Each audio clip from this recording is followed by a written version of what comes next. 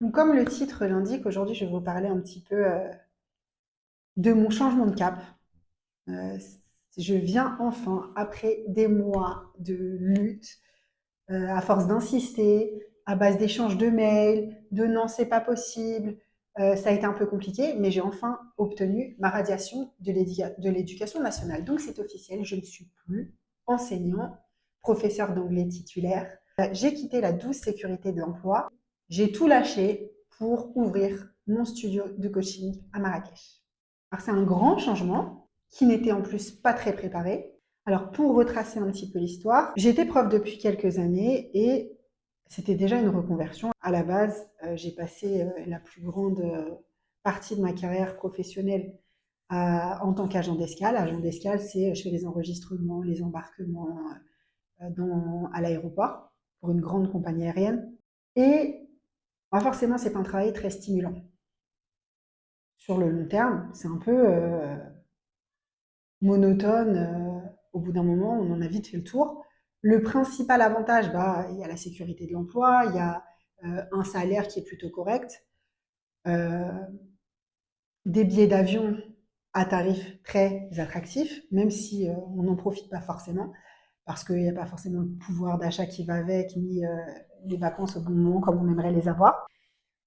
Et bah, j'étais rentrée là un peu par dépit. Je m'ennuyais donc, stimulation intellectuelle zéro, possibilité d'évolution zéro ou très compliquée, à moins d'avoir des pistons ou autres. Et je tournais en rond, voilà, j'étais pas bien, j'étais pas heureuse ni épanouie, mais sans vraiment me poser de questions en fait. Comme la plupart des gens, tu as ton salaire à la fin du mois, tu as la sécurité de l'emploi, tout va bien, que demander de plus? Pas de passion particulière, pas d'envie particulière. Et puis je me suis mise au sport.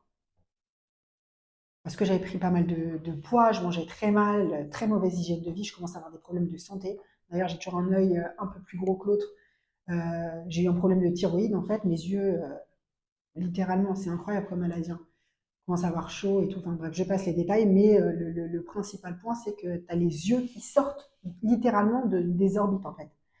Donc ça s'est amélioré, mais j'ai toujours cette petite séquelle, petit souvenir. J'avais une tête normale avant. Bref, tout ça pour dire que voilà, j'ai une très mauvaise hygiène de vie. Et rien n'allait vraiment mal, mais rien n'allait vraiment bien non plus. Et j'ai commencé à me mettre au sport, donc à changer mes habitudes, à mieux manger, à bouger. Et il y a vraiment un parallèle avec le sport et la vie. Quand tu te remets en action, quand tu bouges, il y a plein de choses dans ta vie qui vont de l'avant et qui te donnent envie de bouger encore plus. Et ça m'a amené à plein de changements. Et j'ai décidé de passer mon concours pour être professeur d'anglais. J'ai passé mon CAPES. En externe, il faut savoir qu'on peut passer son CAPES, devenir professeur, si on a, alors je crois que c'est 10 ans d'enseignement, enfin 10 ans d'expérience professionnelle dans le privé, dans n'importe quel domaine, hein. Mais le concours, il est un peu plus. Alors c'est le même concours, il est un peu allégé par rapport euh, à ceux qui sont en master, aux étudiants, mais bah, il y a forcément moins de places. Les places, elles sont un peu plus chères. Et c'est beaucoup de personnes qui ont déjà des expériences dans l'enseignement. Donc, j'ai réussi mon CAPES, je suis devenue prof d'anglais, ça me plaisait, j'aimais l'idée d'enseigner. J'ai même demandé à travailler dans une zone d'éducation prioritaire parce que moi, j'aimais cette idée de faire s'intéresser à l'anglais des élèves qui, a priori, n'aimaient pas l'école, étaient difficiles. Euh, je trouvais ça ouais, stimulant, challengeant. Il faut savoir que moi, j'ai été une bonne élève quand j'étais très petite. Mes collèges, lycées, j'étais horrible. J'étais détestable avec mes professeurs. Je répondais, j'étais rebelle, voilà. Mais j'aimais bien l'anglais. Il y a quelques professeurs qui m'avaient intéressée, donc j'avais envie d'être ce prof-là. Et ça m'intéressait d'avoir une bonne relation avec mes élèves, d'essayer de les comprendre. Comme peut-être j'avais pas été comprise, moi, à l'époque, ça me plaisait. Mais j'avais des classes difficiles. J'ai eu des moments très compliqués, des moments de larmes. J'avais une classe de SECPA notamment qui était compliquée, des élèves avec lesquels ça passait pas, d'autres avec lesquels ça passait très bien, au contraire, qui venaient me confier des choses. Enfin voilà, ça me plaisait. Mais quand même, les derniers temps, je me levais un peu avec la flemme d'aller au travail et un peu comme ça m'avait fait les derniers temps quand j'étais agent d'escale. Et puis est arrivé mon troisième enfant, j'ai pris un congé parental en me disant bah, c'est le dernier, donc j'ai envie d'en profiter, j'ai envie d'être là pour lui, j'ai envie de passer du temps avec lui, j'en ai deux autres, voilà. Donc j'ai décidé de me mettre en congé parental. Et plus le temps a passé, moins j'avais envie d'y retourner, moins je me projetais dans le métier de professeur. Je ne me voyais pas du tout y retourner et recommencer. Et il faut savoir aussi que petit à petit, bah, quand j'ai commencé à faire du poids, vraiment avoir obtenir une vraie transformation physique, je vais vous montrer comment j'étais avant. Je partageais beaucoup au début ma transformation sur Instagram, c'est ce qui m'a aidé d'ailleurs. On était en groupe de filles, on s'entraidait, on se soutenait, j'organisais des challenges, challenge sans sucre, mets plus de légumes dans tes assiettes, etc. Et puis avec le temps, il y a des filles qui ont commencé à me demander de l'aide, qui ont commencé à me demander des conseils. Et puis il y en a qui m'ont demandé, mais tu fais pas du coaching, tu fais pas de l'accompagnement. Donc j'ai commencé à y réfléchir. Et en parallèle de mon travail de professeur, j'avais fait une demande de cumul d'activité. Je commençais à être rémunérée pour ça. Je faisais vraiment de l'accompagnement à la perte de poids, mais on allait un peu plus loin quand même. Euh, on allait beaucoup, je m'intéresse depuis toujours beaucoup à la psychologie, on allait beaucoup creuser dans l'histoire, la motivation, qu'est-ce qui t'empêche, ta vie, comment elle est, donc ça débordait beaucoup. J'étais plus finalement coach de vie que coach perte de poids. Et pendant mon congé parental, j'ai continué cette activité et puis ben, j'ai perdu mon père. Et ça a remis beaucoup, beaucoup, beaucoup, beaucoup de choses en perspective dans ma vie. Euh, il est parti vraiment très vite. Il est tombé malade. Enfin, on a découvert sa maladie. Il est parti en moins d'un mois. Et je me suis dit, mais la vie, elle est trop courte en fait. Tout peut s'arrêter du jour au lendemain. Il faut vivre en fait. Il faut essayer des choses. Il faut. Pourquoi je suis là en fait? Je suis là dans ma petite vie. Je suis pas malheureuse, mais je suis pas non plus spécialement heureuse. J'ai toujours rêvé de vivre au soleil. Euh, Avec mon mari, ça faisait des années qu'on s'était dit que, enfin, depuis 10 ans, 15 ans, on se dit à chaque fois qu'on vient à Marrakech, qu'on va au Maroc, qu'on aimerait bien vivre ici. Mon beau-frère a habité là-bas pendant très longtemps, donc je ne parle même pas que du Maroc vacances. Euh, je connaissais quand même bien le Maroc. Et rapidement, en fait, d'un coup, sur un coup de tête, en quelques semaines, on a commencé à en parler et on a décidé de partir. En se disant, on va tester, on a de l'argent de côté, on va tester un an, on va voir si on s'y plaît, on va voir comment ça se passe, on y va. J'étais toujours du coup en congé parental. Et une chose en amenant une autre, enfin avant de partir, j'ai passé mon diplôme pour être coach sportif, que j'ai obtenu. Donc je suis devenue aussi coach sportif, officiellement, parce qu'aussi ce qui me plaît beaucoup, c'est j'aime bien le sport, j'aime donner des exercices, j'aime créer des entraînements un peu créatifs qui changent. Enfin bref, j'ai mon petit truc, ce que j'aime bien pour moi, en fait, que je fais pour les autres et que les filles aiment bien aussi et qui marche. Travailler sur la motivation, c'est un tout. Donc, je me suis professionnalisée avant de partir en me disant peut-être que là-bas, je pourrais faire du coaching. Et par hasard, en cherchant comme ça, j'ai pas fait vraiment de recherche active. Au début, je cherchais des clients, mais j'en trouvais pas forcément. Je connais personne ici. Je suis pas quelqu'un qui va facilement parler aux gens dans la rue, donner des cartes de visite, machin. J'ai fait quelques flyers, mais ça n'a rien donné. On habitait au départ sur un golf, j'ai essayé de parler un peu, de distribuer, et j'ai envoyé les enfants. Enfin, c'est eux qui voulaient distribuer des tracts sur le golf, ça ne marchait pas, j'ai pas été contactée ni rien. Bref, ça tourne un peu en rond. J'ai continué quand même le coaching en ligne, mais j'avais envie de coacher aussi des gens en présentiel. C'est très différent en fait, c'est ce que j'avais découvert pendant ma formation de coach sportif. Et par hasard, je suis tombée, de temps en temps, je regardais les annonces pour déménager parce que notre appartement était un petit peu petit. Je suis tombée sur une annonce d'un bureau commercial et je me suis dit, mais je pourrais en faire une salle de coaching, faire mes coachings en ligne de là-bas, faire mes rendez-vous, faire mes vidéos d'entraînement.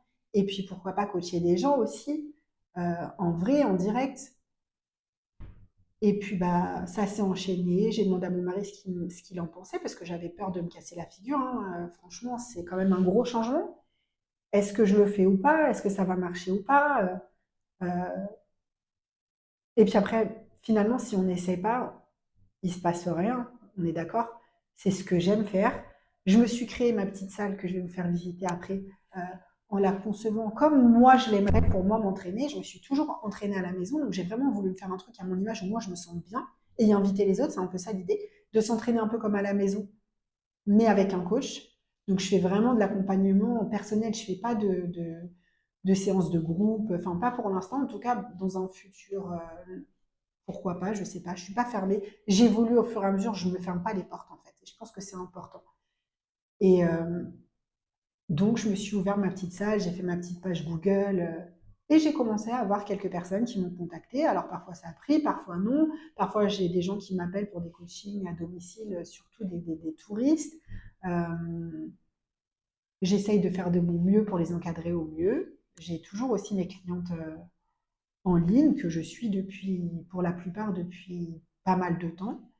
1 an, 6 mois, plus d'1 an. J'en ai certaines que je suis depuis 2, 3 ans. Et puis je me suis lancée dans l'aventure. J'ai songé à me mettre en disponibilité. C'est ce que m'a proposé l'Éducation nationale au début plutôt que de démissionner. Ils n'avaient pas l'air de vouloir que je démissionne, hein, ça a été compliqué.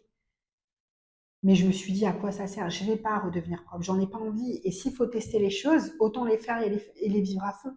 C'est-à-dire que si je me lance dans le coaching, mais qu'en même temps je garde sous le coude mon travail de prof au cas où, c'est-à-dire que déjà je me dis que je ne vais pas y arriver. Que déjà je me dis je vais revenir en arrière. Bah non, il faut tester les choses à fond. Et j'ai plus envie d'être prof. Donc si jamais ça marche pas, il faudra que je rebondisse sur quelque chose. Mais que je rebondisse sur un truc qui me fait vibrer, qui me plaise vraiment. Et c'est ça que je voudrais partager aujourd'hui avec vous, c'est que je pense que dans la vie, plus on avance en âge et moins on tente de choses parce qu'on a peur, parce que la sécurité, parce que on essaye d'être raisonnable, mais en même temps être raisonnable, bah, on a toujours notre petite vie pépère, confortable, on est dans notre petites habitudes qui nous rendent même pas forcément heureux, on fait vraiment pas forcément ce qu'on aime, mais on se remet pas en question. Alors que peut-être qu'il y a autre chose qui nous attend derrière, pourquoi pas? Et puis même si ça marche pas, c'est pas grave, au moins on sait qu'on a essayé. Et au moins c'est comme ça que tu as l'impression de vraiment vivre. Je suis super heureuse d'avoir pris cette décision. Tout n'est pas rose, la vie au Maroc elle est différente, les gens sont différents, mais je me sens bien en fait. Vraiment. Et quand on se sent bien comme ça, c'est qu'on sait qu'on est sur la bonne voie. Ça ne veut pas dire que je vais réussir, peut-être que j'arriverai pas à payer mes factures à un moment donné, qu'il faudra faire autre chose, et ben j'essaierai autre chose. Mais je renoncerai pas en fait. J'ai plus envie de subir ma vie et encore une fois, elle est courte. Tout peut s'arrêter du jour au lendemain. Et si je fais ça aujourd'hui aussi, c'est parce que, toujours en relation avec mon père, il avait une mauvaise hygiène de vie, de mauvaises habitudes. Il était mal dans sa peau, je pense, depuis toujours. Et c'est ça qui le faisait sans doute tourner en rond. Et c'est ça aussi qui l'a emporté. Et, et j'ai envie d'aider les gens vraiment à être mieux dans leur vie, dans leur peau, à travers le sport de base. Parce qu'au-delà de la perte de poids, qui est parfois une bonne manière de commencer aussi, hein, à revoir ses habitudes. À- Au-delà de ça, c'est vraiment être bien dans sa peau, être heureux. Et moi, si je peux apporter ma petite contribution pardon, positive aux gens autour de moi et plus philosophiquement au monde, et ben voilà, c'est ce que je sais faire. Je sais motiver les gens. Je sais trouver les mots pour les écouter, pour les comprendre, pour les faire agir. Je sais les dynamiser. Euh, et j'apporte des choses positives autour de moi et j'aime ça. Donc, je me dédie à ça maintenant. Et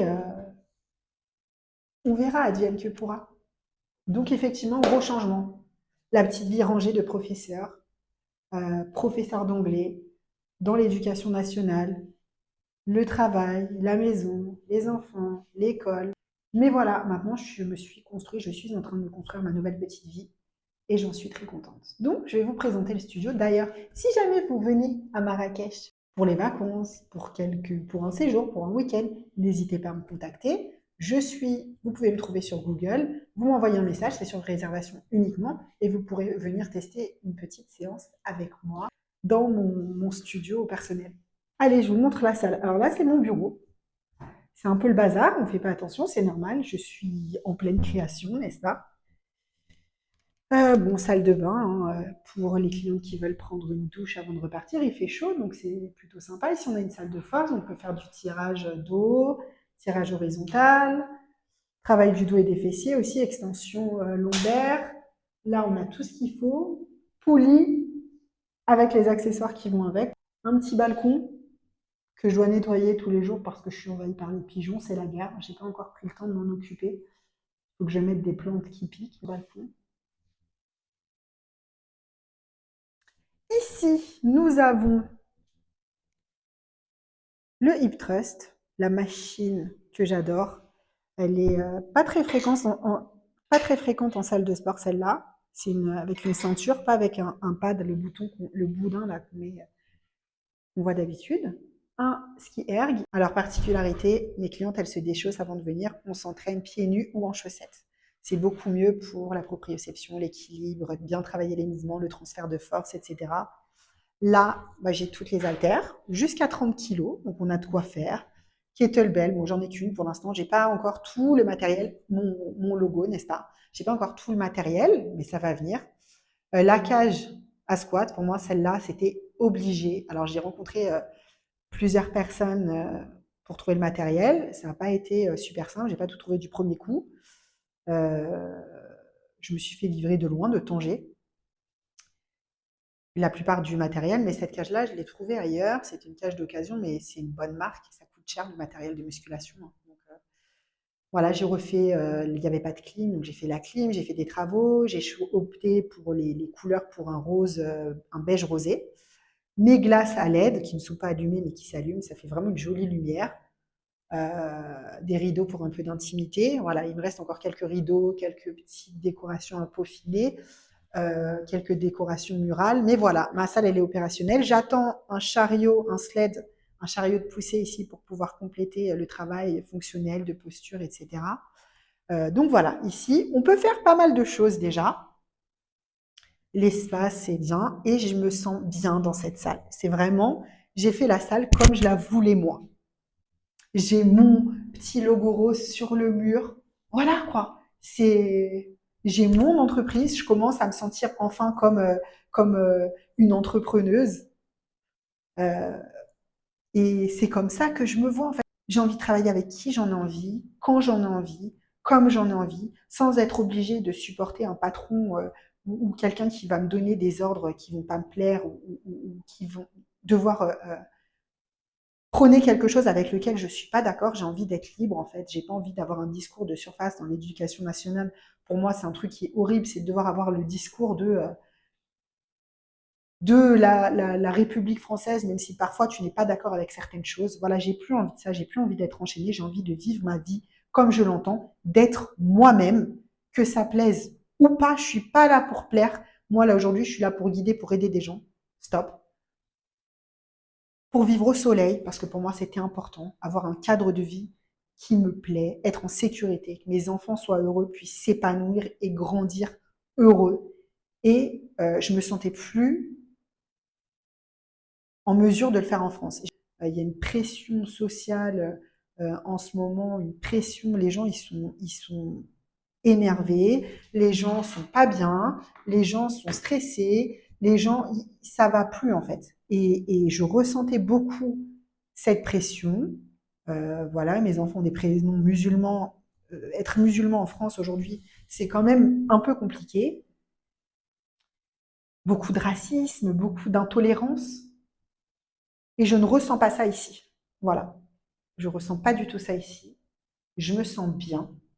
Tout n'est pas rose, mais je me sens bien. Et je trouve ça dingue. Moi, j'ai jamais vécu ailleurs qu'en France, de se sentir bien dans un pays complètement étranger, où il y a des gens qui parlent français, mais globalement, le français, c'est pas la langue principale. Il y a plein de gens qui ne parlent pas du tout français. Le Maroc est un pays quand même accueillant, avec des gens, un peuple accueillant et gentil. Voilà. Donc, c'est un peu comme pour tout, comme pour avoir le corps de ses rêves, pour perdre du poids, pour devenir plus musclé et plus fort. Ça va jamais vous tomber sur le coin du nez tout seul. Il faut avancer, il faut oser, il faut essayer, il faut sortir de sa petite routine si on veut que les choses changent et si on veut être heureux. Il faut essayer des trucs. Et quand on n'est plus satisfait de la vie qu'on a, bah, il faut essayer d'en changer pour être plus heureux, pour être mieux. Il n'y a que ça à faire en fait, c'est ça notre devoir, d'être heureux et de rendre les gens aussi autour de nous heureux selon selon nos possibilités. Voilà, donc je dirais en résumé, on n'a pas qu'une vie, on a plein de vies, on n'a pas une casquette, on a plein de casquettes possibles. Euh, Ne restez pas cantonné dans votre moule dans votre petit environnement, sauf si c'est ce qui vous convient, parce qu'il y a des gens qui aiment leur routine, qui aiment faire tout le temps la même chose, qui aiment... et c'est OK en fait. Mais l'important, c'est juste d'avoir une vie en adéquation avec ce qui nous plaît vraiment et qui on est vraiment surtout. Arrêter de se voiler la face et de devoir se cacher dans un rôle qui ne nous plaît pas.